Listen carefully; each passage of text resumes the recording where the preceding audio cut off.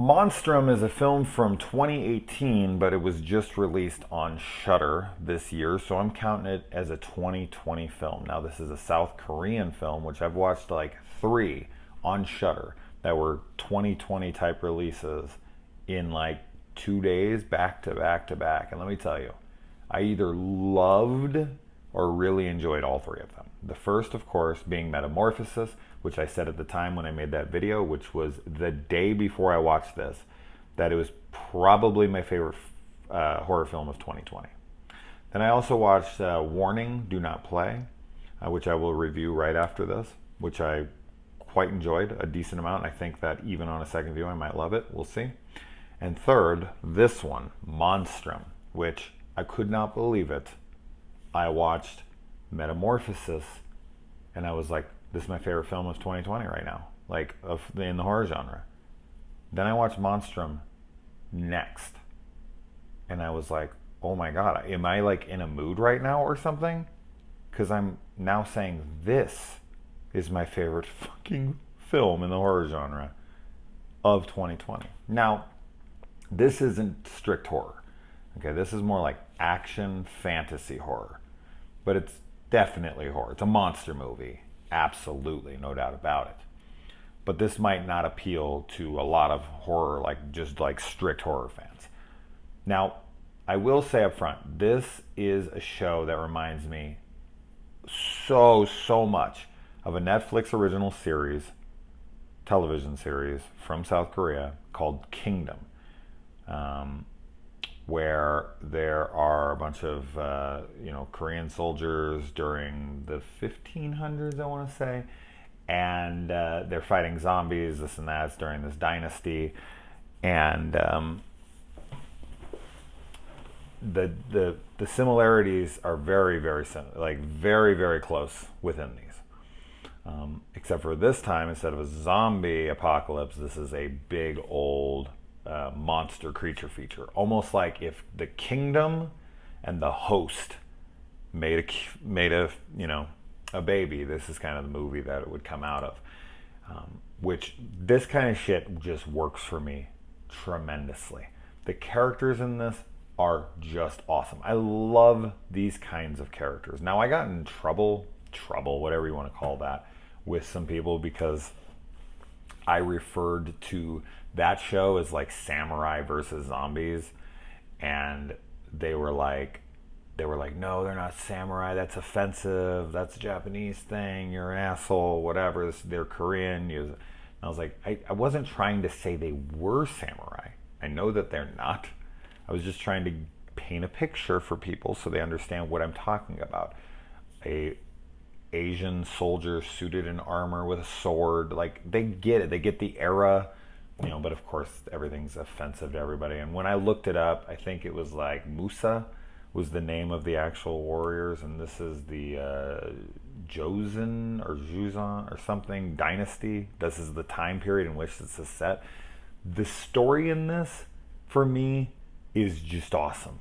So it's hard to explain without giving too many spoilers within this, but essentially the way that it boils down is the way that kingdoms and governments keep control of their people by fear-mongering, by creating, fear amongst the public of some looming threat, and then kind of keeping in power because of that. Except for in this case, it ends up being true. So they create a monster.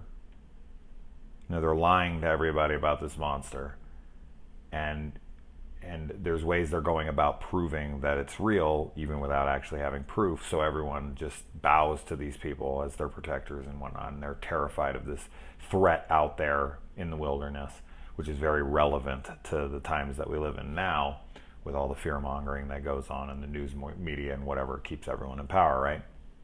And that's kind of what you got going on in here. And there's so much betrayal. There's within the dynasty, within the kingdom, and this guy who's like one of the guards, he refuses to be a part of this because they're like killing people in the streets, and he tries to protect this little girl, and he takes her and everybody, of course, wants him killed for his insolence. They're like, you're questioning our authority. You're questioning the king. You should be killed. But him and the king are like really good buddies, so he like just banishes him, and so this guy goes to raise this girl out. And then, of course, they come to him for their help. So he comes out of retirement, and this girl doesn't know anything about her past and how she came to be. She doesn't know that, I don't want, as I said, I don't want to give too many spoilers away. But my God, did I love everything about this movie. Now, the monster in this is vicious and awesome and really cool looking and whatnot. Now, the CGI on him is pretty good. Not amazing, but pretty damn good, especially for the budget that I'm sure that this was, whatever. Now, I'm sure it could be distracting to some. They'd be like, I can't watch this is this and that. But I feel like foreign films kind of get a pass in that regard because The Host, which is like a beloved film, the CGI on the creature in that is not good. Like, it's okay. And people love that movie. So they're really willing to look past shoddy CGI in foreign films. So this is obviously in Korean. And I think that because of that, people will look past some of the lesser appealing effects in this. But I thought the monster was pretty damn cool looking, to be completely honest, throughout. So I didn't really have any issues with the monster. And they even give this monster a backstory that's really cool and sad. So I feel like everything's so well fleshed out. I really feel like all the characters, there's the like bumbling sidekick that all these kinds of movies have, that the Kingdom series has, but the bumbling sidekick's got a lot of heart and he's very likable. He's not like that annoying Jar Jar Binks character that's like there for comedic relief because he's just so dumb and whatever. It's not like that. He's just a humble servant. And he appears to be kind of an idiot, but when it comes down to it, he's loyal and he's badass. So that character's awesome. The girl character in this, who's kind of trying to find her piece in her place in all of this, and kind of put together her past and whatnot. Her character's great. The main guy, the guy who's called out of retirement to help them, is awesome. All the side characters that are like betraying these guys and this and that. And the monster, I mean, everything worked for me. Every single fucking thing. The ending, I was sitting there like, whoa, what? That doesn't make any sense. What the hell? And then they explain it like in the last second, and I was like, oh, okay. They explained it. I'm good. Like, I don't care how silly it is. I don't care. Like, they explained it. I'm fine. So this is 10 out of 10. Fucking fantastic. Loved. And yeah, I'm going to have to go with this as my favorite horror-related film of 2020 so far. So South Korea is killing it on Shudder.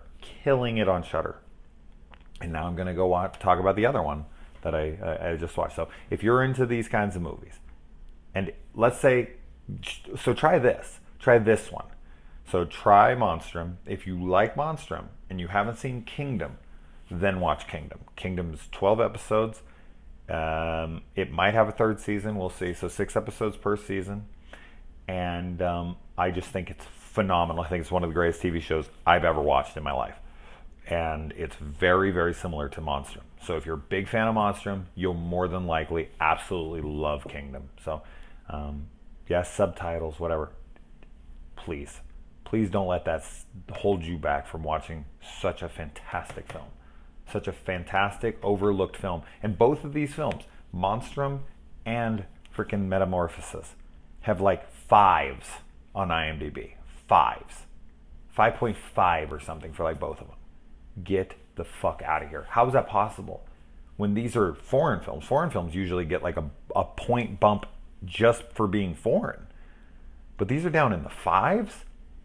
Monstrum and Metamorphosis? Literally the 2 best fucking films in the horror genre that I've seen in 2020? Or just films outright? I'm completely confused on this. What is going on with that? So please, if you love this, I hope you do, check out Kingdom as well. They go really well together, and fucking A, make more stuff like this. Especially this, like, the night, the like martial art nights of Korea or Japan or anywhere else like that. I love this time period with horror elements like monsters and werewolves. Make one of these versus like werewolves and shit. Oh, how badass would that be? So yeah. Anyways, adios.